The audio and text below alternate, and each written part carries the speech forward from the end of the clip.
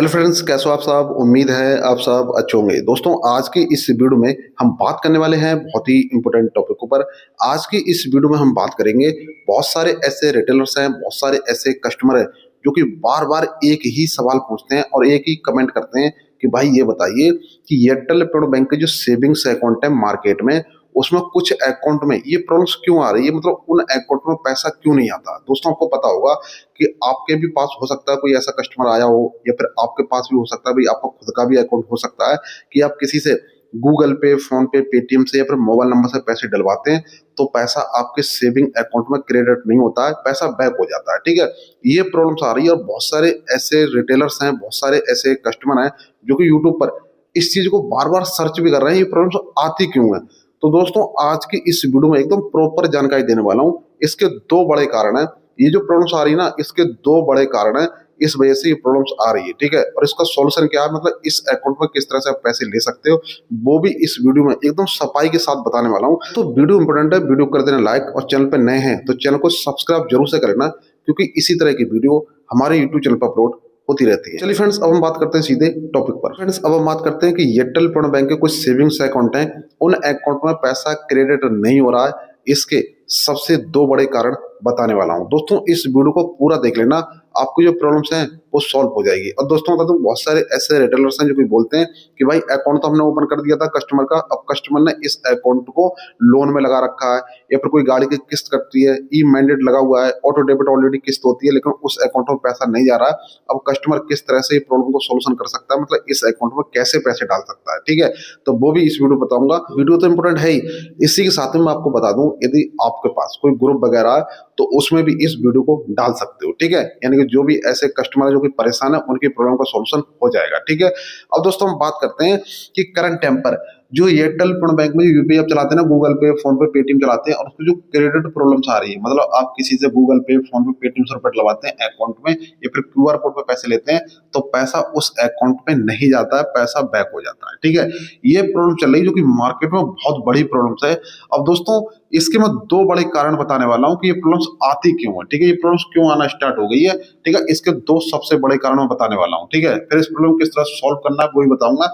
दोस्तों, सबसे पहले यहाँ पर देखिए कि यहाँ पर सबसे पहला कारण आप देखिए, जिन कस्टमर ने ओनली यूपीआई यूज किया हो। ठीक है, कस्टमर ने गूगल पे, फोन पे, पेटीएम से रुपए भेजा है और रिसीव किया है। ठीक है, उन कस्टमर के अकाउंट में ये 100% प्रॉब्लम्स आ रही है, क्योंकि हर कंपनी का, हर बैंक का एक रूल होता है कि मतलब मान लीजिए आपका स्टेट बैंक का खाता है, बैंक ऑफ बड़ौदा का खाता है, ठीक है, मतलब किसी भी बैंक का खाता हो सकता है, तो कंपनी और बैंक के रूल के हिसाब से उस अकाउंट से हर महीने में कम से कम एक बार फिंगर से पैसा निकालना जरूरी होता है। ठीक है, मतलब एक बार फिंगर से पैसे आप निकालते हैं तो बैंक को कंफर्म हो जाता है कि अकाउंट होल्डर ही अकाउंट यूज कर रहा है, मतलब आपका वेरिफिकेशन ऑटोमेटिक होता रहता है। मतलब केवाईसी समझ सकते हो कि केवाईसी आप ऑटोमेटिक कर लेते हो।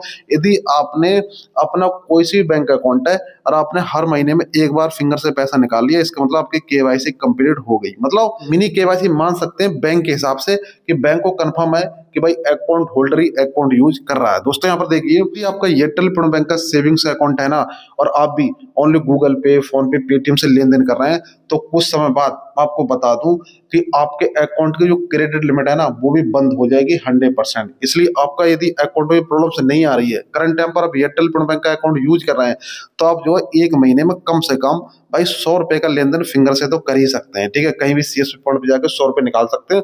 इससे आपकी केवाईसी हो जाएगी, मतलब वेरिफिकेशन हो जाएगा, कंपनी को पता पड़ जाएगी कि भाई अकाउंट होल्डर ही अकाउंट यूज कर रहा है। ठीक है, आपके अकाउंट में किसी भी तरह की प्रॉब्लम्स नहीं आएगी, जैसे कि टेक्निकली इशू प्रॉब्लम्स आती है, पेमेंट फेल हो जाता है, किसी को भेजते हैं, इस तरह की प्रॉब्लम्स भी आपके सेविंग्स अकाउंट में कभी भी जिंदगी में नहीं आने वाली है।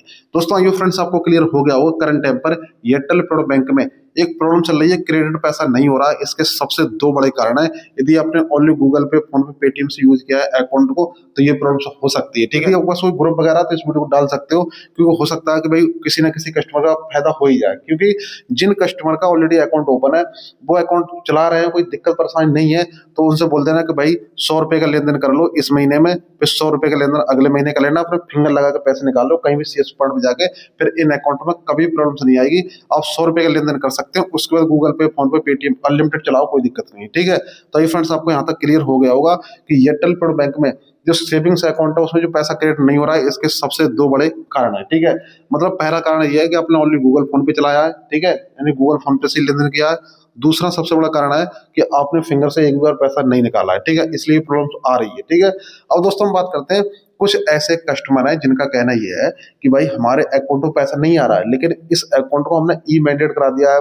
कोई लोन वगैरह की किस्त कटती है, बाइक की किस्त कटती है, गाड़ी की किस्त कटती है, वो ऑटो डेबिट होती है, मतलब ऑटोमेटिकली कट जाती है। वो कस्टमर क्या कर सकते हैं, मतलब इस अकाउंट में पैसे डलवाने के लिए क्या कर सकते हैं कि जहां पर भी एयरटेल पेमेंट बैंक में अकाउंट ओपन होते हैं ना, मतलब जहां पर भी एयरटेल पेमेंट बैंक का सीएसपी पॉइंट है, तो आपके नियर में, आपके सिटी में, आपके गांव में ही बहुत सारे सीएसपी पॉइंट मिल जाएंगे एयरटेल पेमेंट बैंक के, जो कि एयरटेल पेमेंट बैंक में खाते खोलते हैं, ठीक है। आपको सिर्फ वहीं पर जाना है, वहां पर जाके सिर्फ अपने मोबाइल नंबर से, ठीक है, सिर्फ अपने मोबाइल नंबर से आप एयरटेल पेमेंट बैंक के सेविंग्स अकाउंट में पैसा ऐड करा सकते हो एक दिन में 49,000, ठीक है। तो दोस्तों आपको क्लियर हो गया होगा, यदि आपके अकाउंट में गूगल पे, फोन पे, पेटीएम से पैसा नहीं आ रहा, आप परेशान हो चुके हैं, आपको कोई किस्त वगैरह कटने वाली है, तो आप जहां पर भी एयरटेल पेमेंट बैंक में सेविंग अकाउंट ओपन होते हैं वहां पर जाइए और अपने मोबाइल नंबर से पैसे ऐड करा लीजिए, ठीक है। मतलब कैश डिपॉजिट करा लीजिए, वहां से जो मोबाइल नंबर से पैसे आएंगे ना, वो डायरेक्ट आपके अकाउंट में क्रेडिट हो जाएगा 100%, और आपके अकाउंट में क्रेडिट होगा, इसके बाद आप किसी को भी भेज सकते हो, क्योंकि आपके इसमें ना क्रेडिट लिमिट बंद है, डेबिट लिमिट बंद नहीं है, आप किसी को भी गूगल फोन पे के माध्यम से भेज सकते हो।